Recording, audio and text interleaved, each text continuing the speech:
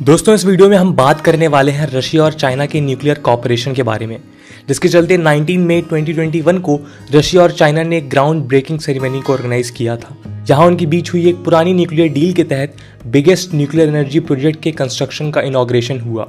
ये डील 2018 में हुई थी, जिसके तहत रशिया और China jointly 4 nuclear power projects build करने वाले हैं और ये प्रोजेक्ट्स चाइना की 2 सिटीज में लोकेटेड न्यूक्लियर पावर प्लांट्स पे बनाए जाएंगे।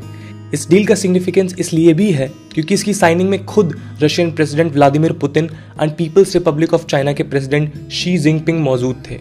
वैसे तो ये nuclear cooperation peaceful energy generation के लिए है, क्योंकि चाइना और रशिया ने क्लाइमेट चेंज को कॉम्बैट करने के लिए अपने इस न्यूक्लियर कॉपरेशन को और ज़्यादा डीपन करने की बात भी कही है।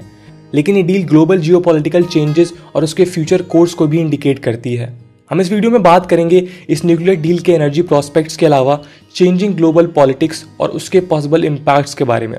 इसके अलावा हम ये भी देखेंगे कि रशिया, चाइना, यूएसए के पावर पॉलिटिक्स का कॉम्प्लेक्स इतिहास हमें इस न्यूक्लियर डील को एनालाइज करने में कैसे मदद करता है और इंडिया के लिए इसके क्या इम्प्लीकेशंस हैं।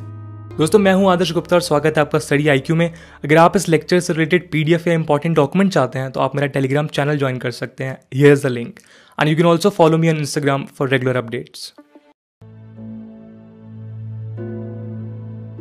रशियन न्यूक्लियर कंपनी रोसतम ने 2018 की डील को इन दोनों कंट्रीज के हिस्ट्री की बिगेस्ट डील की तरह अनाउंस किया था। इस पैकेज में total 4 generation 3+ VVER 1200 reactor units का construction, CFR 600 fast reactor pilot project में कॉपरेशन और चाइना के लूनर एक्सप्लोरेशन प्रोग्राम के लिए पावर सोर्स की तरह एक्ट करने वाला radio isotope thermo electric generator RITEG का सप्लाई इंक्लूडेड थे। ये रिएक्टर यूनिट जियांगसू सिटी में located Tianwan nuclear power plant और लियाओनिंग के जुडापू न्यूक्लियर पावर प्लांट में कंस्ट्रक्ट किए जाएंगे। हम आपको बता दें कि रशिया के पास दुनिया की one of the most advanced nuclear technology है, जिसका फायदा उठाकर ही शायद चाइना अपनी न्यूक्लियर एनर्जी को इंप्रूव करने के प्लान में है। इसके अलावा पेरिस डील में अपने कमिटमेंट्स को पूरा करने के लिए भी चाइना के लिए ये डील इंपॉर्टेंट है, जो उसके कोल पावर पर रिलायंस को कम करने में हेल्प करेगी और 2060 तक कार्बन न्यूट्रल बनने के सपने में मददगार होगी। नेशनल एनर्जी एडमिनिस्ट्रेशन के डेटा के हिसाब से चाइना में लगभग 49 न्यूक्लियर पावर प्लांट्स हैं, जो उसे दुनिया भर में न्यूक्लियर पावर में 3rd लार्जेस्ट देश बनाता है। इसके अलावा China nuclear energy association expect कर रहा है कि वो 2035 तक 200 गीगावाट न्यूक्लियर कैपेसिटी इंस्टॉल करने में सफल होंगे। जैसे कि हमने पहले बताया कि इस डील के इम्प्लीकेशंस फार रीचिंग है और ये सिर्फ एक एनर्जी डील नहीं है, और ये समझना जरूरी है कि कैसे ये डील हमें चेंजिंग जियोपॉलिटिक्स को समझने में हेल्प करती है। दोस्तों, जैसे जैसे यूएसए के साथ इन दोनों देशों की दूरी बढ़ रही है, वैसे वैसे ये एक दूसरे के नजदीक आ रहे हैं। चाइना यूएसए राइवलरी हमें पिछले कुछ सालों में कई सारे फील्ड्स में देखने को मिली। साउथ चाइना सी में चाइनीज एक्सपेंशन से लेकर ट्रेड वॉर्स तक इस बात का सबूत है कि इनके संबंध काफी ज्यादा खराब हो रहे हैं। इसके अलावा यूएसए रशिया के संबंध भी 2014 के क्राइमियन एनेक्सेशन के बाद से लगातार खराब हुए हैं, जो रशिया के G8 ग्रुपिंग से बेदखली में दिखते हैं। इस राइवलरी का एक पहलू सीरियन क्राइसिस में भी देखा गया है, जहां रशिया एक्टिवली सीरियन गवर्नमेंट को सपोर्ट करता रहा है, वहीं यूएसए रिबेल फोर्सेस को सपोर्ट करता है। रशिया चाइना न्यूक्लियर डील भी शायद इसी राइवलरी का प्रोडक्ट है। Chinese academy of social sciences में रशियन अफेयर्स के एक्सपर्ट यांग जिन के हिसाब से बीजिंग मॉस्को रिलेशंस में इंप्रूवमेंट राइजिंग वेस्टर्न प्रेशर के खिलाफ एक रिएक्शन है। G8 से रशिया का रिमूवल और यूएसए के सैंक्शंस ने रशिया को वेस्ट से आइसोलेट कर दिया। नतीजन वो चाइना की तरफ झुकने लगा। रशिया के एम्बेसडर एनरी केलन ने रॉयटर्स को बताया भी था कि G7 का लगातार रशिया के खिलाफ बेसलेस और एग्रेसिव स्टैंस रशिया को ना चाहते हुए भी चाइना की तरफ पुश कर रहा है। ये रिस्पॉन्स G7 के 12,400 वर्ड के स्टेटमेंट के बाद आया, जिसमें बोला गया कि रशिया अपनी यूक्रेन पॉलिसी के चलते दुनिया पर एक डिस्टेबलाइजिंग इन्फ्लुएंस है। ये deal China Pakistan Russia nexus की तरफ भी इंडिकेट करती है। वैसे तो इंडो रशियन रिलेशंस हमेशा से काफी अच्छे रहे हैं। सिप्री की एक रिपोर्ट के हिसाब से 2014 से 2019 के बीच इंडिया रशिया आर्म्स का मेजर रेसिपिएंट रहा है, जो रशिया के टोटल आर्म्स एक्सपोर्ट का 25% है और रशिया से इंडिया का 49% आर्म्स इंपोर्ट होता है, यानी रशिया इंडिया का लार्जेस्ट सोर्स ऑफ आर्म्स है।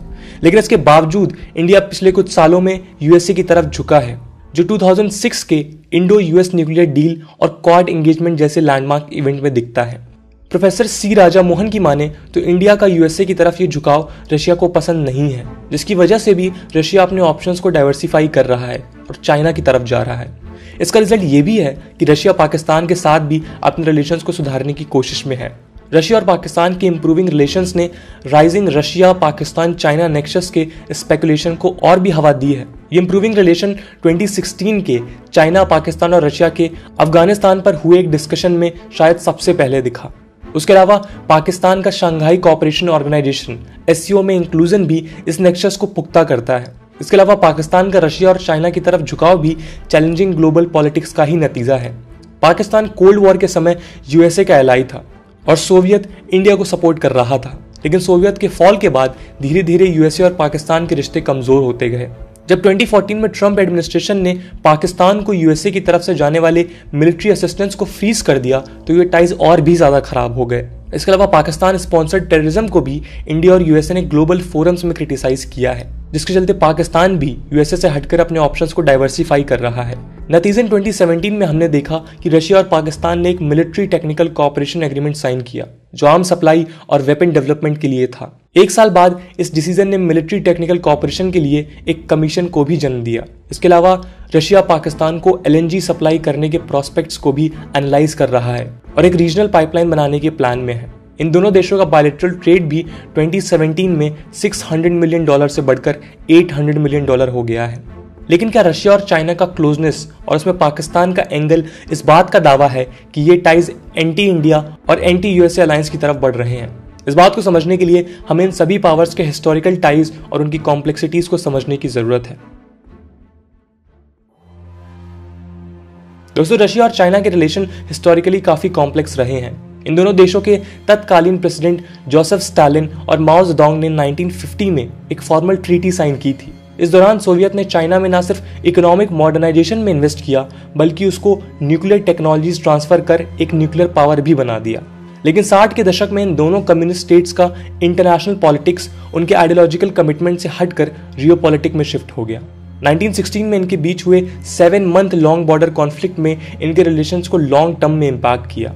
इसी हिस्टोरिकल टाइमलाइन में एंट्री होती है इंडिया की। रशिया चाइना ब्रेकअप ने इंडिया के लिए स्पेस ओपन कर दिया जो उसे सोवियत के साथ पार्टनरशिप में हेल्प करने वाला था। इंडिया के लिए यह पार्टनरशिप चाइना को काउंटर करने के लिए भी इंपॉर्टेंट थी क्योंकि 1962 में सिनो इंडियन वॉर ने सिनो इंडियन रिलेशंस को भी खराब कर दिया था। इन वजहों से इंडिया USSR रिलेशंस में एक बड़ा टर्न दिखा जिसका नतीजा था सोवियत का इंडिया के मेजर पार्टनर की तरह उभरना। इस फ्रेंडशिप का इम्पैक्ट हमें 1971 के बांग्लादेश लिबरेशन वॉर में भी देखने को मिला जहां सोवियत ने इंडिया को काफी सपोर्ट किया। खैर, सोवियत चाइना राइवलरी भी ज्यादा दिन तक नहीं टिकी क्योंकि 1980s में USA का USSR के ऊपर प्रेशर बढ़ता ही जा रहा था, जिसके चलते USSR ने चाइना के साथ अपने रिलेशंस इंप्रूव करने की कोशिश चालू कर दी जो USSR के फॉल के बाद और भी ज्यादा स्ट्रांग हो गया। वैसे USSR के कोलैप्स के बाद ऐसा लग रहा था कि रशिया अब USA और वेस्ट की तरफ जाएगा, लेकिन वेस्ट ने इसमें कोई इंटरेस्ट नहीं दिखाया और मजबूरन रशिया को चाइना की तरफ जाना पड़ा। इसके अलावा रशिया जो आज इंडिया के USA की तरफ के झुकाव को पसंद नहीं करता, उसके USA के साथ रिलेशंस भी कभी स्ट्रेट फॉरवर्ड नहीं थे। मॉस्को और वॉशिंगटन वर्ल्ड वॉर 2 में अलाइज थे जो वर्ल्ड वॉर 2 के बाद ज्यादा दिन तक नहीं टिका और दुनिया 2 जोन्स में डिवाइड हो गई और कोल्ड वॉर का जन्म हुआ। लेकिन 1969 में सिनो रशियन कॉन्फ्लिक्ट के बाद USSR अमेरिका के साथ पीसफुली कोएग्जिस्ट करने की कोशिश में लग गया था और इसका एक रिजल्ट था USA USSR के बीच साइन हुए डील्स जो न्यूक्लियर आर्म्स कंट्रोल के फाउंडेशन स्टोन्स थे।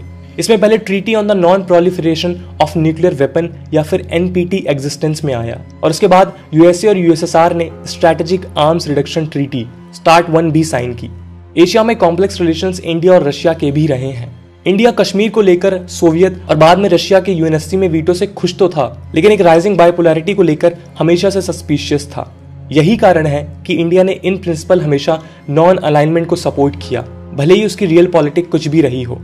इंडिया ये बिल्कुल भी नहीं चाहता था कि उसकी डोमेस्टिक पॉलिटिक्स और उसके ग्लोबल एम्बिशंस USA और USSR की राइवलरी और उनके ग्लोबल एम्बिशन से डिसाइड हों। इसलिए इंडिया ने अपना डिस्कम्फर्ट हमेशा जाहिर किया और ऑफिशियली कभी भी किसी के साथ मिलिट्री अलायंस में शामिल नहीं हुआ। इंडिया का ये डिस्कम्फर्ट हमें nuclear non proliferation treaty system के साथ भी दिखता है जिसे उसने आज तक साइन नहीं किया। इंडिया के हिसाब से USSR और USA NPT के थ्रू ये इंश्योर करना चाहते हैं कि न्यूक्लियर पावर की मोनोपोली सिर्फ उनके पास रहे ताकि बाकी देशों की पॉलिटिक्स को वो दोनों अपने इंटरेस्ट के हिसाब से मैनिपुलेट कर सके।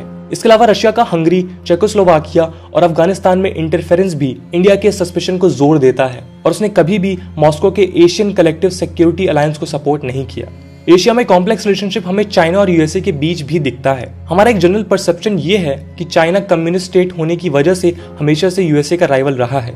लेकिन दोस्तों, अगर हम हिस्ट्री को एनालाइज करें तो ये पता चलता है कि भले ही चाइना ने कोरियन वॉर में यूएसए के खिलाफ स्टैंड लिया, लेकिन उसका मेन सस्पिशन रशिया ही था।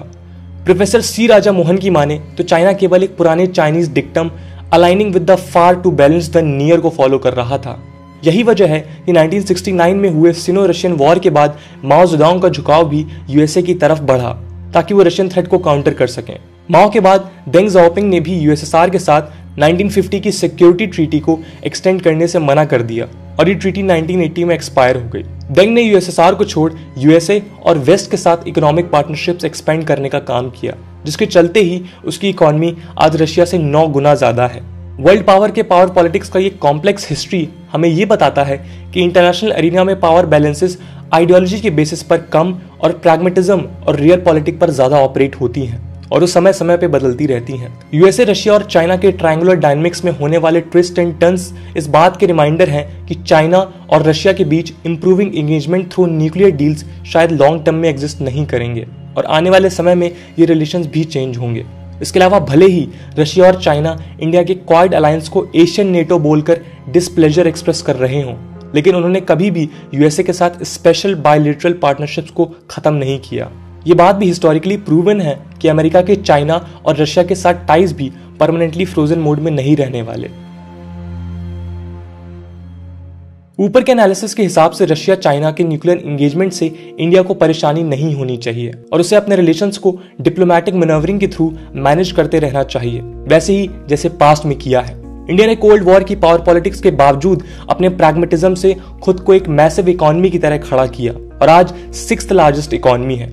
यही वजह है कि इन ग्रेट पावर्स के राइवलरी में हम काफी बेहतर पोजीशन पर हैं और हमारा बार्गेनिंग पावर काफी स्ट्रांग है। इसके अलावा रशिया पाकिस्तान नेक्सस भी ज्यादा चिंताजनक नहीं है, क्योंकि इंडिया रशिया ट्रेड 2017 में $10 बिलियन का रहा है, जबकि रशिया के पाकिस्तान के साथ ट्रेड $1 बिलियन से भी कम है। डिफेंस में 2018 में इंडिया ने रशिया के साथ S-400 missile defence system deal sign की, जिसकी कॉस्ट $5.2 बिलियन था। इसके अलावा न्यूक्लियर सबमरीन वर्थ $3 बिलियन की डील अकेले रशिया पाकिस्तान के टोटल ट्रेड से कई गुना ज्यादा है। कुल मिलाकर बात यह है कि इंडिया को अपने रिलेशंस को सक्सेसफुली बैलेंस करना है ताकि फ्यूचर में होने वाले जियोपॉलिटिकल चर्निंग में वो अपने इंटरेस्ट को इंश्योर कर सके और ग्लोबल पावर्स की राइवलरी में ट्रैप ना हो जाए। प्रोफेसर सी राजा मोहन की माने तो इंडिया का हिस्टोरिकल हेजिटेंसी को छोड़ यूएसए के साथ पार्टनरशिप्स को इंप्रूव करना एक प्रैग्मेटिक पॉलिसी है और इसी प्रैग्मेटिज्म को ध्यान में रख इंडिया को रशिया के साथ हिस्टोरिकल टाइज को भी मेंटेन करना चाहिए। दोस्तों, आज की वीडियो के इतना ही। आई होप आपको वीडियो पसंद आई होगी और अगर पसंद आई है तो अपने दोस्तों के साथ शेयर करना ना भूलें। मिलते हैं अगले वीडियो में, तब तक के लिए जय हिंद, जय भारत।